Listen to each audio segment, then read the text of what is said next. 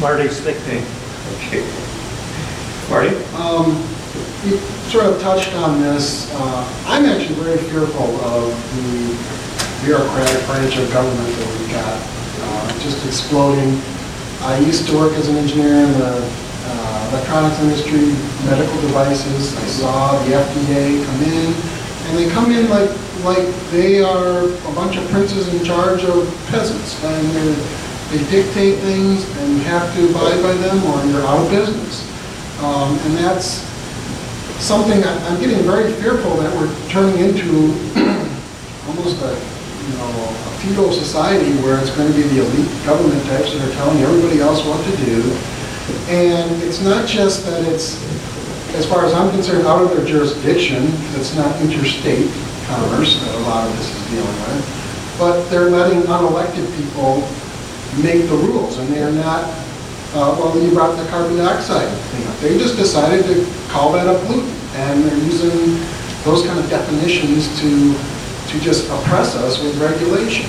So what I would like to see is, there's an inflection point in your graph where the Republicans took over, and you see how it flattens out. Right.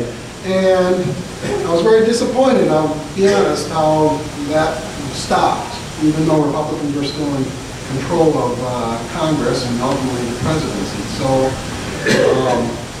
but the fact that it flattened out there gives me at least some hope.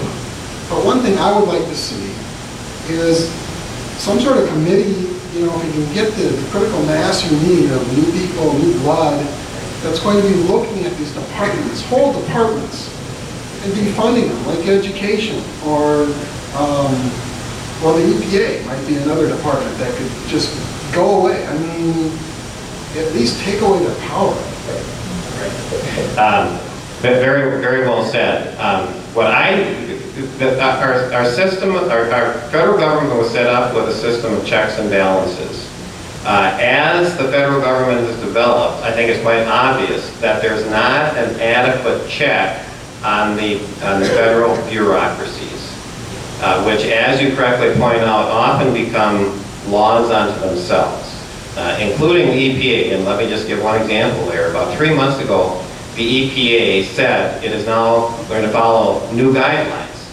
And essentially what the EPA said was, we used to look at things from a cost-benefit analysis sort of thing, cost to the environment versus cost to a business versus the benefit and so on. That isn't good enough anymore.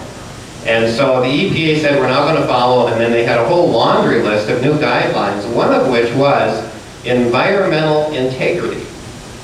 Okay?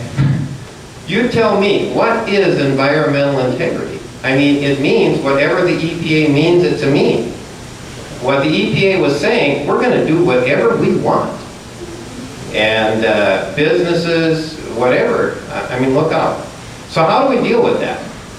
And this is going to sound strange because I normally don't recommend something new, a new creation in government, but I think that what needs to happen is I think that Congress needs to establish some kind of regulatory rollback committee or something like that. I mean, some group to take the other side, because the agencies just come in and write the regulations and everybody's at their mercy.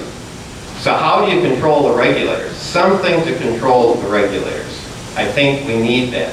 Meanwhile, Congress has to say to the president, you roll back these new regs or you're not going to get anything you want. But I think we need something to roll them back. Because there's no check now on the EPA or any of the other federal agencies. By the way, the same thing is true in Minnesota. There's no check on the DNR, I assure you, for instance. So we have to meet those kinds of problems head on. But you're absolutely correct in what you're saying. Other questions? Gene Hansen here. Hi, Gene. How do you propose to combat the current policy of running the United States of America with special interest money by both parties?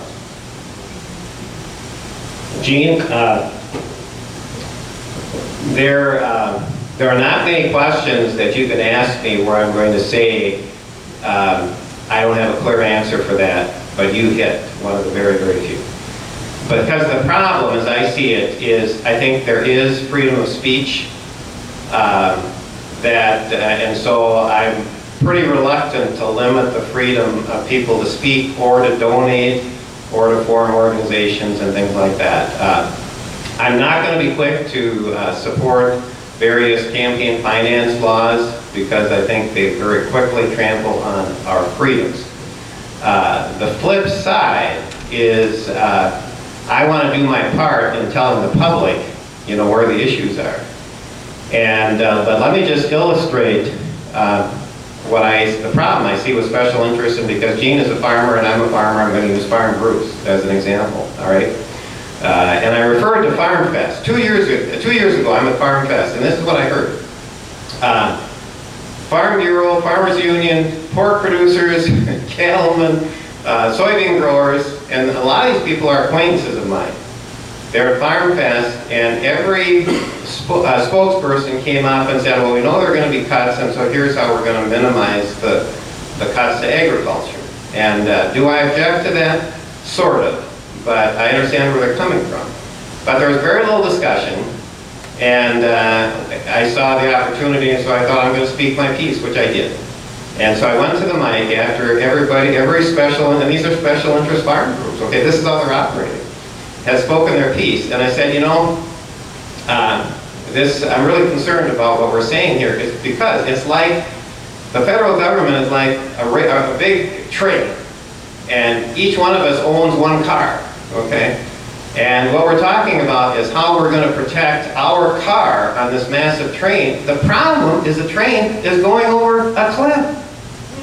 And what good does it do us to own a car on a train that, look at the chart, is going over a cliff? And it was interesting for me to see that everybody in the panel sat there with this deer in the headlight look, and nobody wanted to say anything. But after the panel, I had farmer after farmer after farmer come up to me and say, I'm glad somebody finally told the truth. So we have to get the public focused on the big picture. Special interest mentality is going to kill us. We have to focus on the big picture. And that's part of my job, Gene. That's part of my job, to focus people on the big picture. And I'm telling you what I'm going to say at Farm Fest. And it's a different song than I have heard played there yet. But the time has come when this is the song we have to sing. Because we have to be Americans first and farmers second. And I think that's the key. Yes, Don? Go ahead. I'm Heidi Ryan. Two questions going back to what you were just speaking about just a moment ago. One is, can you give us an example or two of some specific legislation that you may have in mind to take to Washington if you're elected? And secondly, would you explain to us just what it is that the Republican Study Committee actually does? Let me start with the second one because that'll blend into the first. Heidi asked, what does the Republican Study Committee actually do? The Republican Study Committee is a sub-caucus, or it's a smaller group within the Republican Conference.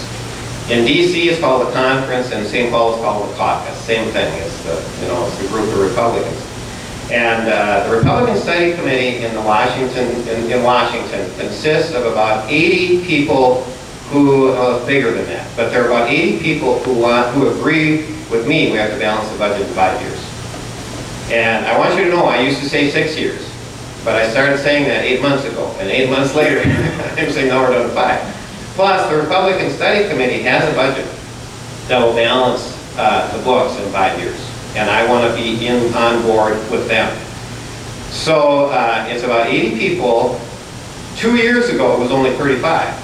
So we're making big progress. And God willing, after this election, we'll add about another 50, and we'll be up to about 130. I mean, if we get up to around 130, we can control what the Republican Conference does. All right? And the Republican conference, if it still controls the House, can stop any bad legislation, any bad spending. And so that is it. Now, in terms of I have one top legislative priority, and that is what I've described here, and that is by law to set limits on how much we can spend.